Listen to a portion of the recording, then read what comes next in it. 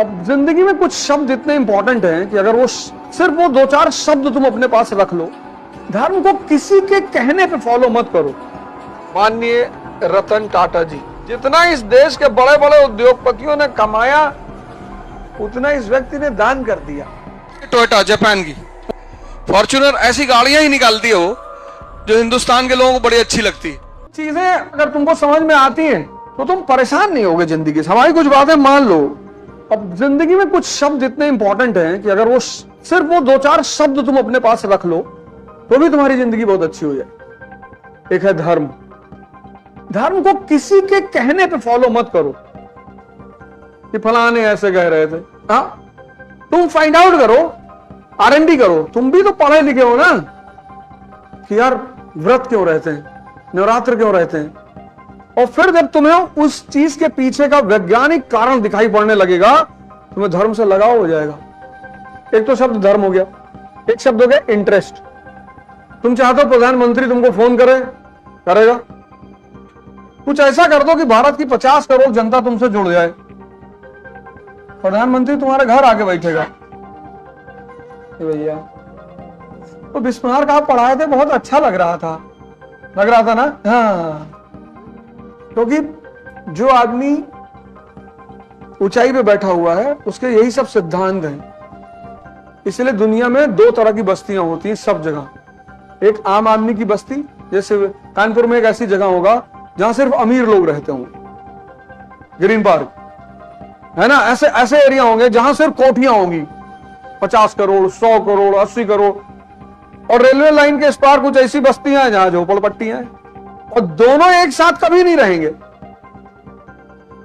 उनको दिक्कत सिर्फ इतनी है कि अगर ये गरीब आदमी हमारे साथ रहकर हमारे सिद्धांत को समझ गया तो फिर ये रेलवे लाइन के उस पार आ जाएगा और इस पार उसे आने नहीं देना है। इसको उलझा के रखो जाति में, धर्म में, क्षेत्र में। तो एक धर्म शब्द हो गया, एक इंटरेस्ट हो गया, एक शब्द है बहुत प्यारा, मतलब है 4-5 लाख करोड़ का शब्द। एक अकेला शब्द, प्रायोरिटी, प्राथमिकता। अभी जैसे अभी तुम्हारी जो उम्र है ना, तुम ये बात देख लो कि तुम्हें अभी किस चीज को प्राथमिकता देनी है, बस। और जब भी कोई काम करो तुरंत चेक कर लो कि मुझे देना चाहिए कि नहीं देना चाहिए। अब तुम्हारे कम से कम 20 रिश्तेदार होंगे। अब हर रिश्तेदार के लड़के के मुंडन में जाओगे तो खत्म। और रिश्तेदारों का काम क्या ये कहना, भैया नहीं आओगे तो हम बुरा मान जाएंगे। मान जाओगे, कहां बिगाड़ लोगे। फिर आएंगे तुम्हारे बच्चे को दे देंगे 5100 रुपया कि बेटा आ नहीं पाए थे मुंडन में। वो पापा कहने लगेगा तुमको। अरे यार, कहने वाली क्या बात है इसमें। देखो ताकत, जो आदमी, अगर कोई रिक्शा वाला कहते मैं भी चौकीदार, कोई लिखेगा ट्विटर पे, लेकिन मोदी जी ने कहा मैं चौकीदार। देखो कितने लोगों ने ट्विटर हैंडल बना लिया, मैं भी चौकीदार। और वैसे उनको चौकीदार कहते थे, बहुत गाली देते, चौकीदार दिखाई पड़ रहे तुमको। अभी कोई रिक्शा वाला कहते भैया मेरा परिवार नहीं है, लोग कहेंगे भागो यार, तो कर्म ही ऐसा किया कि तुम्हारा कोई परिवार ना हो।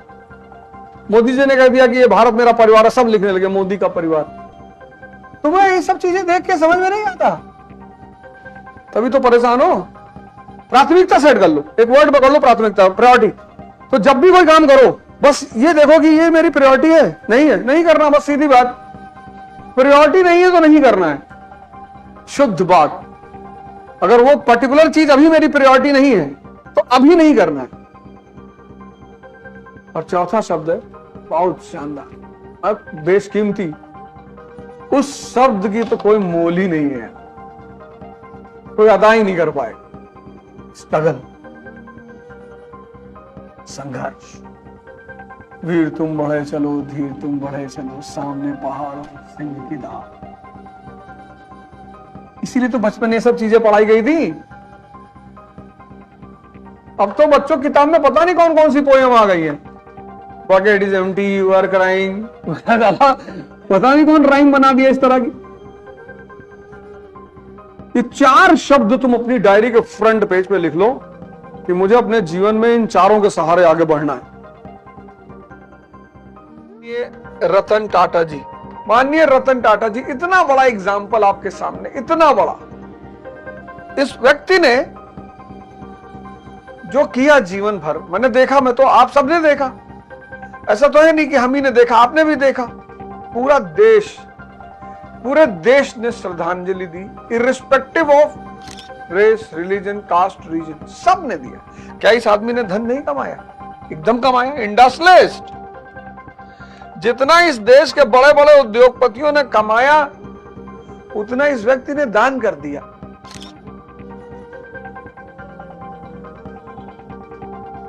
इनको मैं कहता हूं संत उद्योगपति।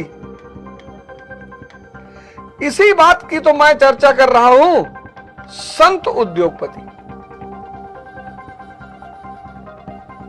परमार्थ, परमार्थ के कारणे साधुन दर शरीर। जब आप साधना करोगे उपलब्धियां होंगी, रिद्धियां मिलेंगी, सिद्धियां मिलेंगी, तमाम तरह की उपलब्धियां होंगी, वो सेवा के लिए है। हनुमान जी सेवा ही तो कर रहे हैं, भगवान है। आज भी भारतीय फौज को इतनी सस्ते पे ट्रक नहीं मिलती जितना टाटा देते हैं। विजनरी, विजनरी, दूरदृष्टि का आदमी कि हर आदमी भारत में कार नहीं खरीद पाएगा, 1 लाख रुपए की कार बना दो। नैनो, नेशनलिस्ट, नेशनलिस्ट, राष्ट्रवादी। सबसे सस्ती ट्रक आज भी टाटा ही इंडियन आर्मी को देता है। फिलैंथ्रोपी, टाटा कैंसर इंस्टीट्यूट, अंतिम वाला तो असम में उन्होंने उद्घाटन किया। टाटा कैंसर इंस्टीट्यूट आईआईटी के साथ मिलकर एक टेक्नोलॉजिकल वेंचर, आईआईटी मुंबई।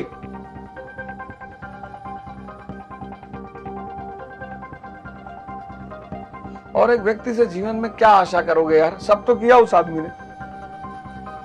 करुणा, जीवों के प्रति करुणा। उनके कुत्ते का बिहेवियर आपने लास्ट में देखा ही। विजनरी, दूरदर्शी, राष्ट्रवादी, फिलैंथ्रोपी, रिसर्च एंड डेवलपमेंट को प्रोत्साहन, संत उद्योगपति। ऐसे ही सबको जीना चाहिए। सिर्फ माया के साथ नर्क में रहोगे, क्योंकि लक्ष्मी जी अकेले नहीं रहना चाहती हैं। जब वो अकेले रहेंगी तो जीवन में उत्पात मचाएंगी। दुखी होती है वो जब उनके पति उनके साथ नहीं होते। यानी आप साधक बनकर आप जीवन के मूल गोल पर चलिए। मूल गोल क्या है? कन्वर्जन, परिवर्तन। इंद्रियों से कहां जाना है? चेतना की तरफ। और इस साधना के पथ पर चलते हुए आप आईएएस बनिए, आप पीसीएस बनिए, आप इंजीनियर बनिए, आप डॉक्टर बनिए, एमपी बनिए, एमएलए बनिए, उद्योगपति बनिए। किसने रोका है? तब क्या होगा? तो माया के साथ भगवान विष्णु का मिलन रहेगा और जिंदगी इतनी हसीन होगी। इंडस्ट्रियल रेवोल्यूशन ने जिस पहले नेशन को जन्म दिया उसका नाम है यूनाइटेड स्टेट्स ऑफ अमेरिका। 1750 में शुरू हुआ इंडस्ट्रियल रेवोल्यूशन और पहली कंट्री बनी यूनाइटेड स्टेट्स ऑफ अमेरिका, जिसका एक प्रोडक्ट पूरी दुनिया में तबाही मचा के रखा है, एप्पल। और आज पूरी दुनिया में जो देश है उनकी ताकत इंडस्ट्रियल प्रोडक्ट पर निर्धारित होती है। अब दूसरा नेशन 1870, कौन सा? इटली। तीसरा nation 1871, Germany. Fourth 1867, Japan. Fifth 1947, India. Sixth 1921, China, कितनी बड़ी डेवलपमेंट है इंडस्ट्रियल रेवोल्यूशन हिस्ट्री में. If you don't understand industrial revolution, you will never know और you will never understand. You will never understand. ये country पैदा हुई, इसने तुरंत इंडस्ट्रियल रेवोल्यूशन को प्रमोट किया. तुरंत इंडस्ट्रियल रेवोल्यूशन. और आज देखो सुपर पावर. क्या नहीं बनाती ये कंट्री, सब कुछ बनाती है. इटली इंडस्ट्रियल रेवोल्यूशन को प्रमोट किया लेकिन उतना डेवलप नहीं कर पाए.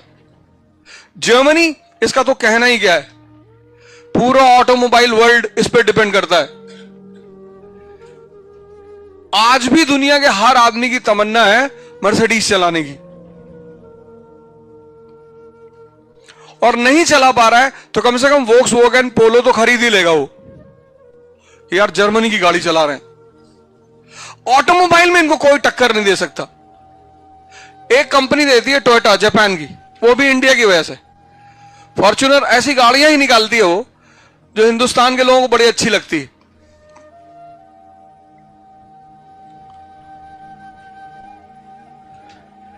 इनको कहना ही क्या, इनको भी ये बात समझ में आ गई. Sony, the brand which is still alive in India. तो जब हमें पता है कि ये सारी कंट्रीज इसकी वजह से पैदा हुई, इसकी वजह से सुपर पावर बनी, तो as a policy maker tomorrow an IAS officer what you will do, you will try to promote industrial revolution. क्योंकि ये बात तुमको पता है. तुमको सिर्फ विश्वगुरु नहीं चिल्लाना है. तुम्हें पता है यार कौन सी पॉलिसी बनानी है, क्या करना है. तुम्हारे पास ये एविडेंसेस हैं, examples. This is the role of history.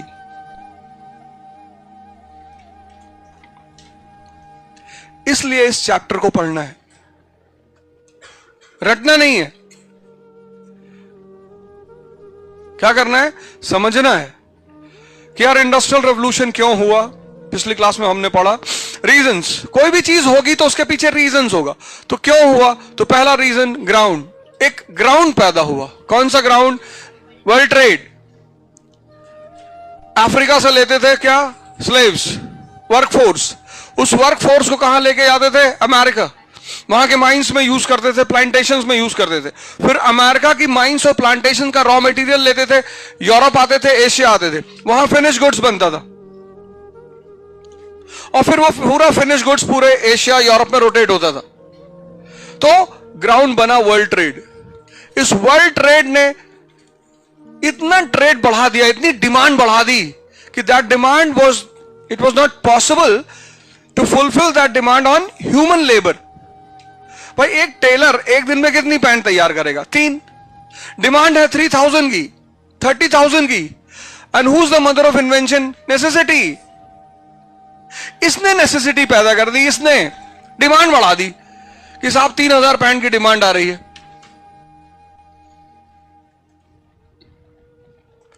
फिर 30,000 की आ रही है, फिर 3 लाख की आ रही है. जहां भी नेसेसिटी पैदा होगी वहां डिमांड पैदा हो जाएगा, वहां चीज इन्वेंट हो जाएगी. फिर किसी चीज को प्रमोट करने के लिए किसकी जरूरत होती है, पैसे की. Ground, fuel. इसको कि फ्यूल किसने प्रोवाइड किया, कैपिटलिज्म ने.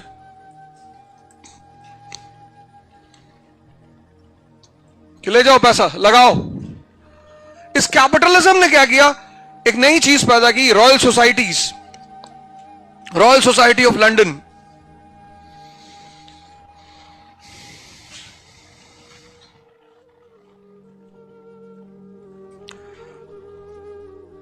Royal society of London.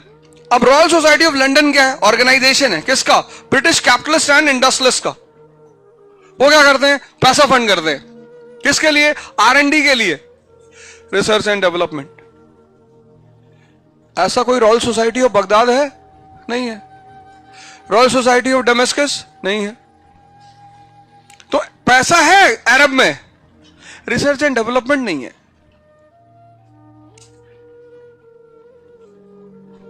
उन्होंने हिस्ट्री से नहीं सीखा. किसने? अरब्स ने। तो ये था कैपिटलिज्म, इसने फ्यूल दिया। फिर स्पार्क किसने दिया? इन्वेंशंस और डिस्कवरीज ने। 17th, 18th, 19th, 20th century is a century of AI, artificial intelligence, ये इन्वेंशंस एंड डिस्कवरीज। इतना नाम है वेस्ट में, बस तुम डाल दो European scientist of 17th century, 18th century, 19th century, 20th century, 21st century, क्योंकि उनको एक बात समझ में आ गई कि यार modern world is the world of technology. तो देश का जो रिसोर्स है वो टेक्नोलॉजी पे ज्यादा खर्च होना चाहिए, चाहे वो ह्यूमन रिसोर्स हो, चाहे मनी रिसोर्स हो, जो भी रिसोर्स हो। इस देश में इंटेलेक्ट की कमी है, ये सीखना है तुम्हें। फिर उनको बाजार चाहिए था, तो चौथा पॉइंट ऑक्सीजन, फायर। फायर किससे मिला? इंपीरियलिज्म और कॉलोनियलिज्म से। दुनिया के देशों पे कब्जा किया उन्होंने। Example India. ये 4 रीजन रहे इंडस्ट्रियल रेवोल्यूशन के। पहला रीजन ग्राउंड, दूसरा फ्यूल, तीसरा स्पार्क, चौथा फायर। फायर कौन बढ़ाता है? ऑक्सीजन। इंडस्ट्री को क्या चाहिए? रॉ मटेरियल और मार्केट।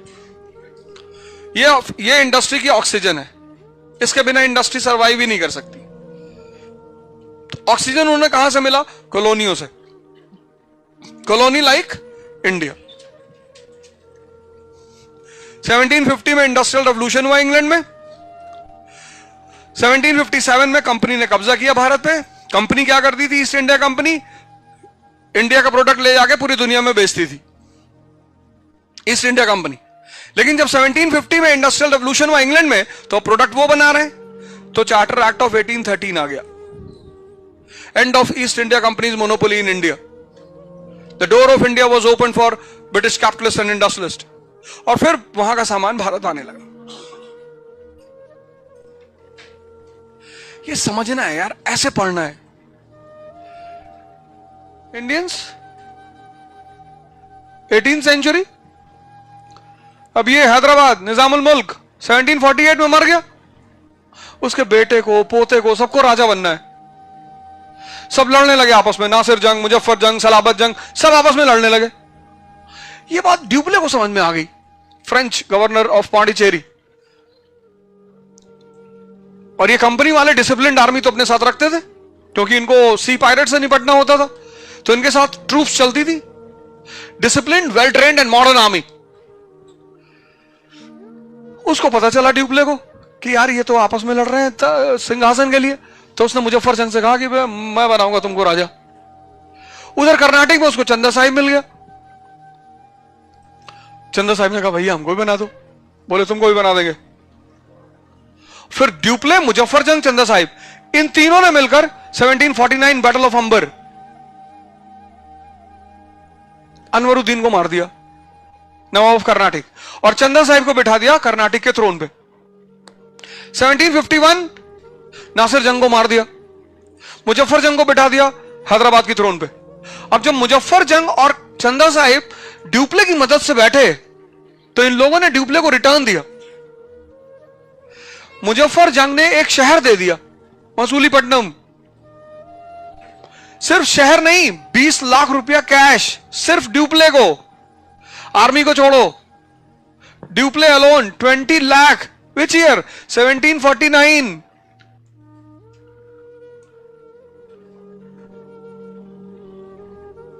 उसको ऑनरेरी गवर्नर बना दिया, from river Krishna to Kanyakumari. Chanda Sahib ने उसको 80 विलेजेस दिए। वो तो एकदम डिस्टर्ब हो गया कि अरे, अब ये बात समझ में आई कंपनी को,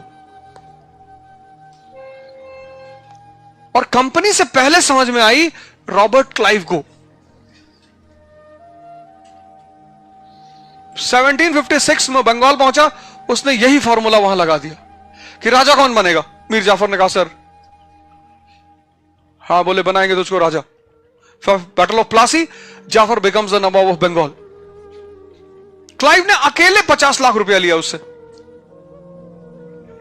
बस पहला काम यही शुरू किया, किंग मेकर, ये तुम्हारा Maratha Raghunath Rao, he also goes to Mumbai presidency कि साहब हमको पेशवा बनना है। हाँ बनाएंगे ना तुझे, पैसा लाए? बोले लाए हैं सर। ट्रीटी ऑफ सूरत 1775। फिर रानी जिंदान, फिर तो घूम घूम के इन्होंने राजा ही बनाना शुरू कर दिया। 1760 Mir Jafar said I don't have money. अरे भैया तुम डेली किसी से पैसा मांगोगे, डेली तुम आ रहे हो पैसा दे दो, 10 रुपए दे दो, सिगरेट नहीं है। 1760 में मीर जाफर ने कहा कि मेरे पास पैसा नहीं है, बोल नीचे आ जाओ। अब राजा कौन बनेगा? मीर कासिम ने कहा साहब। ये यहां से शुरू हुआ drain of wealth, initially in the form of bribes and gifts. 1764 battle of Buxar. 1765 company got Diwani of Bengal, Bihar and Orissa. 1764 Battle of Buxar. 1765 company got Diwani of Bengal, Bihar and Orissa. Diwani means right to collect revenue. And drain got a new form. Which form? Investment.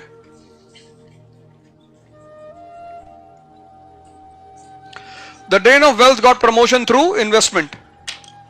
Investment, inverted comma. Investment. Purchasing Indian goods from Indian revenue, selling it in the world market and sending the profit to Britain. And in this way the wealth has started moving towards Britain. Because of drain of wealth. पर इस wealth को industry तक किसने पहुंचाया?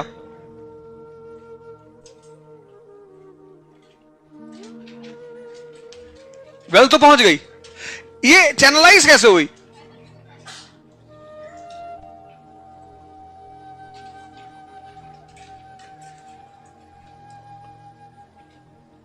बात समझ में आ गई ना?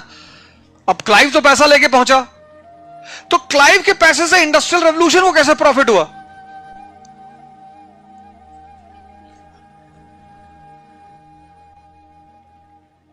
ड्यूप्ले पैसा लेके पहुंचा, क्लाइव पैसा लेके पहुंचा, वॉरेन हेस्टिंग पैसा लेके पहुंचा, ये सारे पैसे लेके पहुंचे।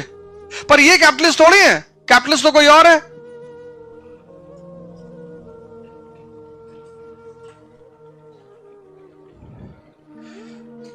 This drain of wealth was channelized by the banking order in Britain. Which order? In which the main role was played by bank of England. किस ईयर में पैदा हुआ? 1694। लिखो। This wealth was channelized by banking order in which the main role was played by